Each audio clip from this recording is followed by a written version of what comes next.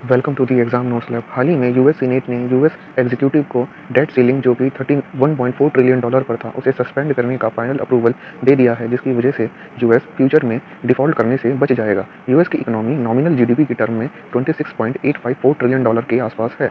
United state government का date to GDP ratio 123.4% के आसपास है। डेट सीलिंग क्या होती है? डेट सीलिंग वह अधिकतम उधार की सीमा होती है जो कोई देश अपने बॉन्ड्स को इशू करते हुए यानी जारी करते हुए अधिकतम उधार उठा सकता है।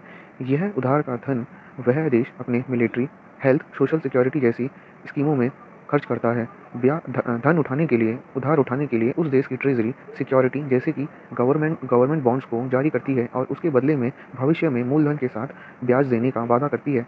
जैसे ही यूएस गवर्नमेंट अपनी ब्याज की अधिकतम सीमा को टच करेगा, यूएस ट्रेजरी डिपार्टमेंट और अधिक सिक्योरिटीज़ को मार्केट में जारी नहीं कर पाएगी, जिसकी वजह से यूएस फेडरल गवर्नमेंट के पास धन का प्रवाह रुक जाएगा।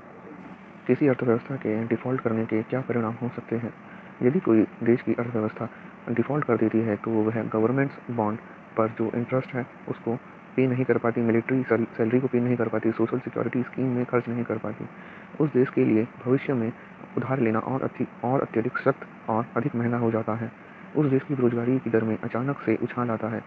यदि उस देश को भविष्य में उधार लेने की आवश्यकता पड़ती है तो उसे अत्यधिक उच्च दरों पर ब्याज प्राप्त होता है। उस देश के ट्रेड व एक्सपोर्ट्स पर बहुत ही निगेटिव प्रभाव पड़ता है। उस देश की अर्थव्यवस्था में जो फॉरेन पोर्टफोलियो इन्वेस्टर्स होते हैं वो अपनी संपत्ति को तुरंत बेचकर बाहर निकलने लगते हैं। उस देश की करेंसी की वैल्यू इंटरनेशनल मार्केट में अपनी वैल्यू खो देती है। उस देश की क्रेडिट रेटिंग को नीचे गिरा दिया जाता है। देश की अर्थव्यवस्था पर उधार अत्यधिक बढ़ता जाता है। उस देश की अर्थव्यवस्था में कार्य कर रही सभी बड़ी कंपनियों के बाजारी मूल्यकरण अचानक से खत्म हो जाते हैं। उस देश की अर्थव्यवस्था में लोगों का विश्वास कम होता है, जिसकी वजह से देश आर्थिक मंदी की ओर चला जाता है।